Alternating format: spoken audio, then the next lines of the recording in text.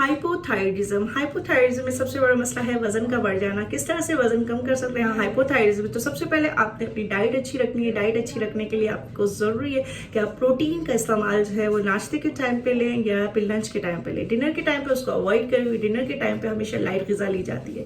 इसके अलावा आप फाइबर्स का इस्तेमाल कर सकते हैं। फाइबर्स में जो है चिया सीड्स ले सकते हैं, इसबगोल का इस्तेमाल कर सकते हैं और गोंद कतीरा आप गर्मियों में ले सकते हैं। गोंद कतीरा आराम से पंसारी की शॉप पे आपको मिल जाएगी। इसके अलावा अवॉइड करें क्रूसीफेरस वेजिटेबल्स से। क्रूसीफेरस वेजिटेबल्स में जो आते हैं वो है बंद गोभी, फूल गोभी, शलजम, मूली, ब्रोकली वगैरह, साग वगैरह, जो पालक वगैरह होते हैं, इससे अवॉइड करें।